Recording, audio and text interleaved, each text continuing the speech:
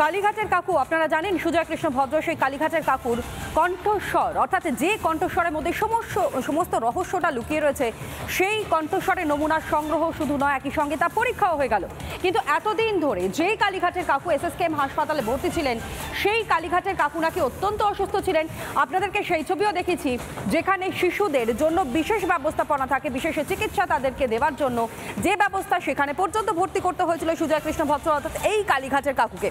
কিন্তু প্রশ্নটা হচ্ছে একটা জায়গায়, গতকাল যখন কালীঘাটের কাকুকে মোটামুটিভাবে বলা যেতে পারে যে হাসপাতাল থেকে যখন বের করা হচ্ছে অর্থাৎ এসএসকেএম থেকে যখন বের করা হচ্ছে এবং তারপর যখন জোকার উদ্দেশ্যে তাকে নিয়ে যাওয়া হচ্ছে ঠিক সেই সময় কালীঘাটের কাকুকে তো বারংবার প্রশ্ন করা হয়েছে কিন্তু তিনি কোনো উত্তর কি দিলেন?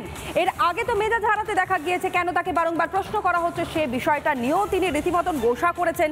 এমনকি সংবাদ মাধ্যমের সামনে সেই রাগের ক্ষোভের বই প্রকাশও হয়েছে। কিন্তু গতকাল কি এমন হলো? কেন চুপ ছিলেন কালীঘাটের কাকু?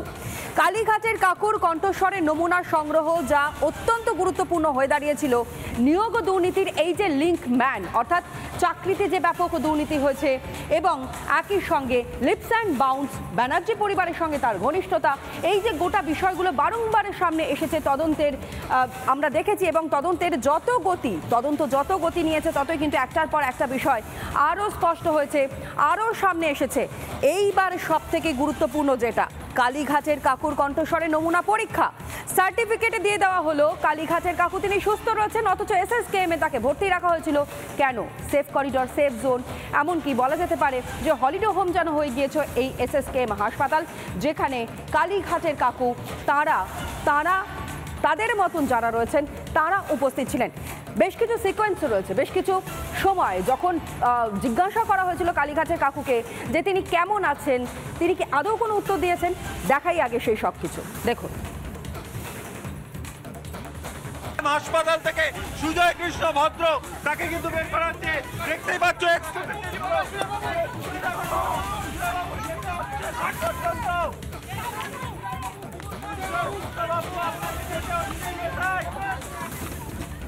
অবশেষে অপেক্ষার অবসান। এই মুহূর্তে যদি দেখা যায় সুজয় কৃষ্ণ ভদ্র হচ্ছে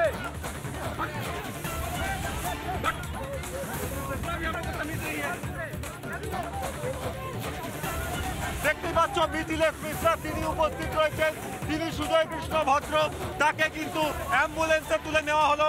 এবার কিন্তু সমস্ত রকমের যে সাপোর্ট সেই সাপোর্ট নেওয়া হবে এবং সিআইএসএফের দুজন আধিকারিক তারা উপস্থিত রয়েছেন, তারা কিন্তু এই মুহূর্তে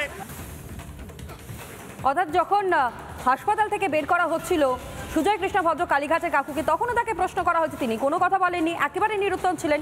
কিন্তু যখন জোকাই এসআই হাসপাতালেও তাকে ঢোকানো হচ্ছিল সেই সময় আমাদের প্রতিনিধি সমর্পিত প্রশ্ন করে কাকু কেমন আছেন, কিছু বলেছেন আদৌ তিনি? দেখাই। এই মুহূর্তে হুইল চেয়ারে কাকু কেমন আছেন? ও কাকু, কাকু কেমন আছেন? কাকু এখন শরীর কেমন? ও কাকু এখন শরীর কেমন? কাকু এখন কেমন আছেন?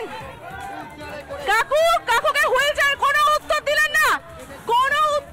না, হুইল চেয়ারে করে তাকে নিয়ে যাওয়া হলো এবং তাকে চূড়ান্ত তৎপরতার সঙ্গে তাকে নিয়ে যাওয়া হলো এই মুহূর্তে ইএসআই জোকার অভ্যন্তরে।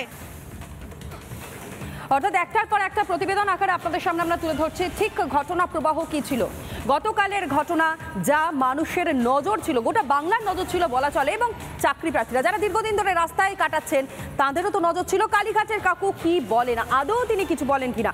জোকাই এসআই হাসপাতাল থেকে যখন তাকে ফের নিয়ে আসা হয় এসএসকেএম হাসপাতালে ঠিক সেই সময় আরও একটি প্রতিবেদন রইল আপনাদের জন্য, দেখুন।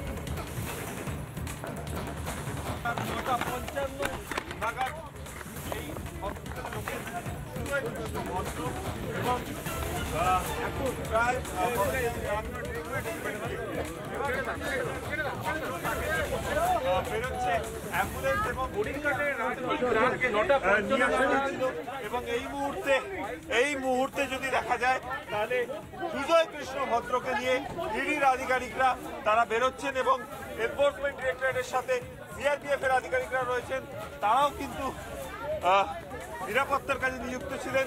এবং এই মুহূর্তে জোকা ইএসআই থেকে মেডিকেল পরীক্ষার পর এবং ভয়েস স্যাম্পল টেস্টের পর সুজয় কৃষ্ণ ভদ্র তিনি কিন্তু বেরোচ্ছেন এবং ফের তাকে এসএসকেএম হসপিটালে নিয়ে যাওয়া হবে।